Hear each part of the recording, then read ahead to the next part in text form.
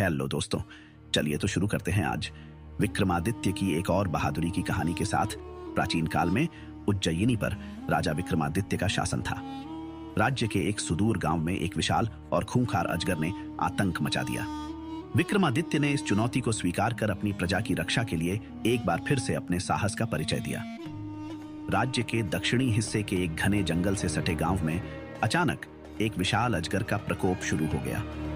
यह अजगर इतना बड़ा था कि वह पूरे गांव में डर और दहशत का कारण बन गया। अजगर अक्सर जंगल से बाहर निकलकर गांव के मवेशियों को निगल जाता और कभी-कभी इंसानों पर भी हमला कर देता। गांव वाले रात दिन भय के साए में जी रहे थे। उन्होंने अपने घरों से बाहर निकलना बंद कर दिया और खेती बाड़ी छोड़ दी। गांव का मुखिया और कुछ ग्रामीण उज्जयिनी के दरबार पहुंचे और राजा विक्रमादित्य से मदद की गुहार लगाई। मुखिया ने कहा, महाराज, हमारे गांव पर एक विशाल अजगर ने कब्जा कर लिया है। वह हमारे मवेशियों को निगल जाता है और हमारी जान को भी खतरा है। कृपया हमारी रक्षा करें। राजा विक्रमादित्य ने मुखिया की बात ध्यान से सुनी और तुरंत इस समस्या को हल करने का निश्चय किया। उन्होंने अपने दरबारियों और सैनिकों से पूछा कि कौन इस खतरनाक अजगर से लड़ने के लिए तैयार है। लेकिन अजगर की भयावहता के किस्से सुनकर कोई भी व्यक्ति आगे नहीं आया। तब विक्रमादित्य ने खुद इस कार्य को अंजाम देने का निर्णय लिया। उन्होंने कहा, एक राजा का सबसे बड़ा धर्म अपनी प्रजा की रक्षा करना है। यदि मेरे राज्य के लोग भय में हैं, तो यह मेरा कर्तव्य है कि मैं उनका भय दूर करूं। उन्होंने अपनी तलवार और ढाल को उठाया और अपने सबसे तेज घोड़े पर सवार होकर गांव की ओर निकल पड़े। राजा विक्रमादित्य ने गांव पहुंचकर स्थिति का जायजा लिया। गांव के लोग उनसे मिले और उन्हें बताया कि अजगर जंगल के पास स्थित एक बड़ी गुफा में रहता है। वह रात के समय गांव में आता है और हमला करता है। विक्रमादित्य ने ग्रामीणों को सांत्वना दी और कहा, डरो मत, मैं इस समस्या का अंत करूंगा। यह अजगर अब तुम्हारा कुछ नहीं बिगाड़ पाएगा। अगले दिन विक्रमादित्य ने अकेले ही जंगल में जाने का निर्णय लिया। उन्होंने अपनी तलवार और ढाल के साथ गुफा की ओर प्रस्थान किया। जंगल बहुत घना और डरावना था। वहां की खामोशी और अजीब आवाजें माहौल को और भी भयावह बना रही थी। जैसे ही वह गुफा के पास पहुंचे, उन्होंने देखा कि वहां चारों ओर हड्डियां बिखरी हुई थीं। गुफा से एक डरावनी फुफकार की आवाज आ रही थी।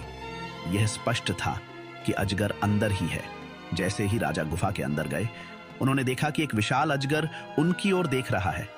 अजगर की आंखें लाल रंग की थीं और उसकी फुफकार से पूरा गुफा हिल रहा था।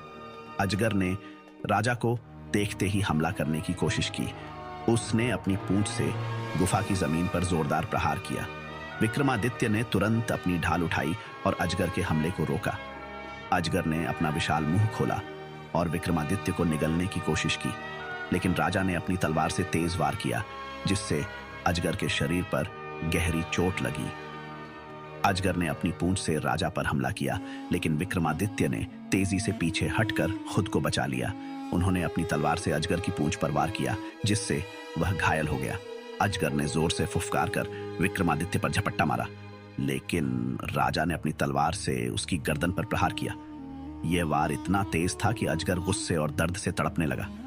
राजा ने अपनी सूझबूझ और बहादुरी से आखिरकार अजगर की गर्दन पर जोरदार वार किया, जिससे उसका अंत हो गया। विशाल अजगर जमीन पर गिर पड़ा और उसके प्राण निकल गए। विक्रमादित्य ने अजगर को मारकर गांव वालों को उसकी गुफा तक बुलाया। जब गांव वालों ने देखा कि वह भयानक अजगर मर चुका है, तो उनकी खुशी का ठिकाना नहीं रहा। ग्रामीणों ने राजा विक्रमादित्य का धन्यवाद किया और उनका जयकारा लगाया। उन्होंने कहा, महाराज, आपने हमारी जान बचाई। आपके साहस और कर्तव्य निष्ठा को हम कभी नहीं भूल सकते। विक्रमादित्य ने मुस्कुराते हुए कहा, यह मेरा कर्तव्य था। एक राजा का धर्म अपनी प्रजा की रक्षा करना है। अब तुम सब निर्भय होकर अपने जीवन को आगे बढ़ाओ। यह कहानी राजा विक्रमादित्य की निडरता, साहस और कर्तव्य निष्ठा को दर्शाती है। यदि आपको कहानी पसंद आई हो, तो चैनल को सब्सक्राइब करें दोस्तों। Thanks for watching.